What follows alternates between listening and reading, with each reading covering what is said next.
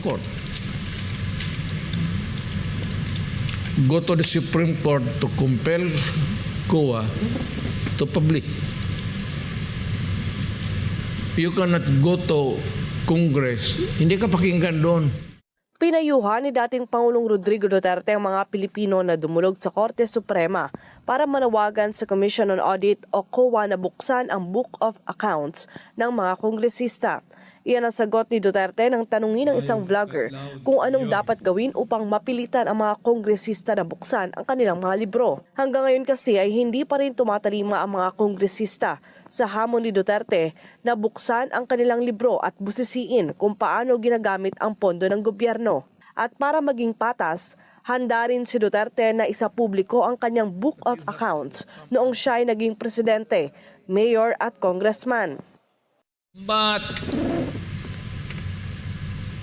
if you compel COA to open the books of all, including mine, doon sa presidency ko years, isali mo na para wala ng reklamo.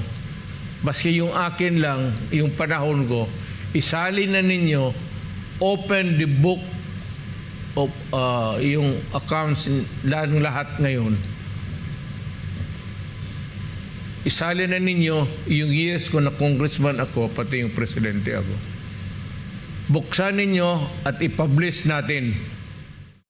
Proud namang ibinahagi ni Duterte ang pag-unlad ng Davao City noong kanyang termino at binigyan diin na kailangan talaga ito ng pondo. Sinong unang syudad sa buong Pilipinas nag-bloom way ahead? Na-overtake namin. Lahat. In terms of development, it's because you have to spend really. Ani Duterte bilang mamamayan, karapatan daw natin na mag-demand na isa publiko kung saan ginagastos ang pondo ng gobyerno dahil pera ito ng taong bayan. Normal lang din anyang maghinala kung saan napupunta ang pera ng bayan at kailangan ito sagutin ng mga public servants. Sorpresang dumating si Vice President at Education Secretary Sara Duterte sa ikapitong araw ng Laban Kasama ang Bayan Prayer Rally sa Liwasang Bonifacio nitong Martes ng hapon. Aniya, hindi niya pinalagpas ang pagkakataon para mapasalamatan ang mga miyembro ng Kingdom of Jesus Christ, mga taga-suporta ni Pastor Apollo C. Quiboloy at ang mga personahe ng Sunshine Media Network International o SMNI para sa kanilang suporta sa Office of the Vice President at Department of Education. Pinasalamatan niya rin ang taong bayan para sa kanilang suporta sa pamilya Duterte.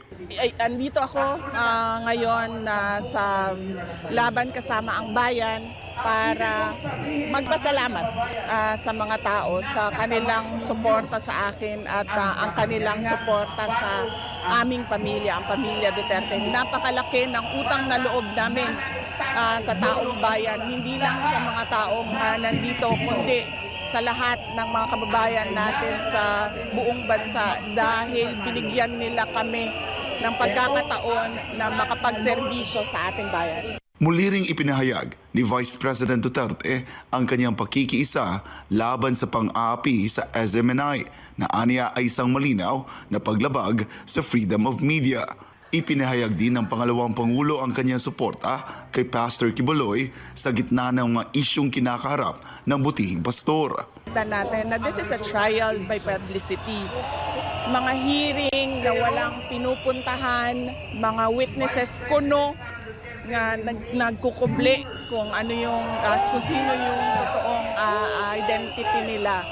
At one-sided siya. Lahat atake, lahat paninira kay Pastor Apollo Quiboloy.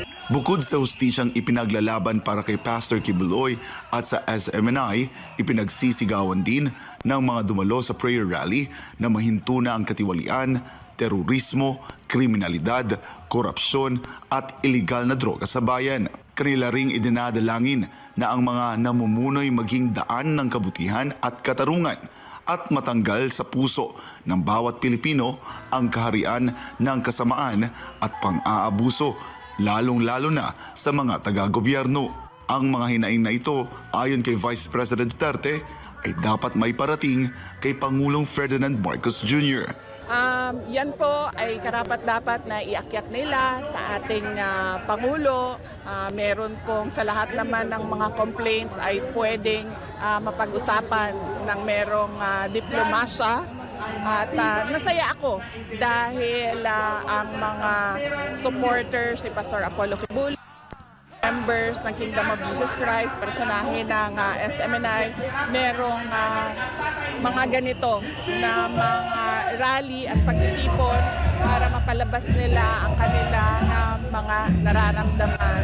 At ito ay pagpapakita ng ating freedom of speech and religion. Nanawagan naman ang pangalawang Pangulo sa taong bayan na patuloy na ipagdasal ang bansa.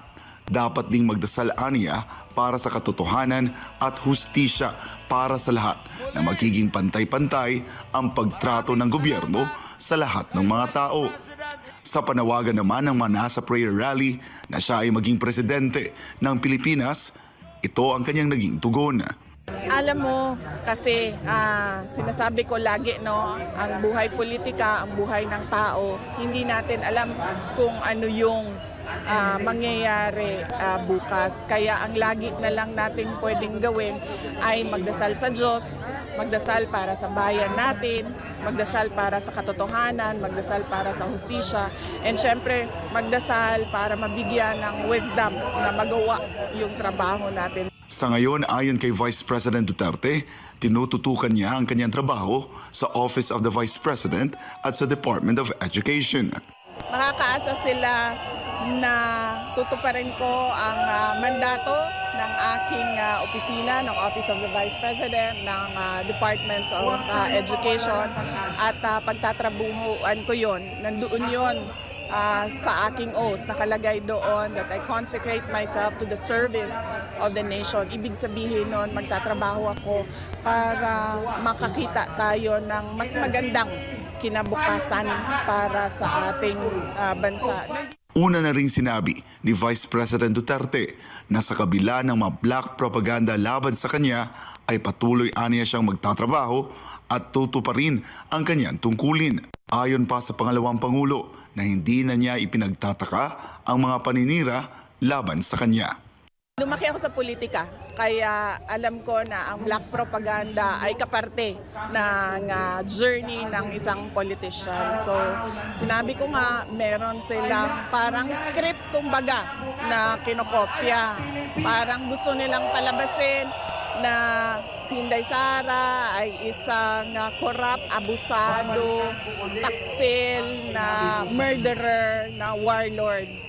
Parang meron silang sinusundan na script sa paninira nila. Pero sabi ko nga, kaparte yan ng buhay ng isang politician. Nakita ko yan sa aking ama, nakita ko yan sa buong bansa, sa mga politiko natin.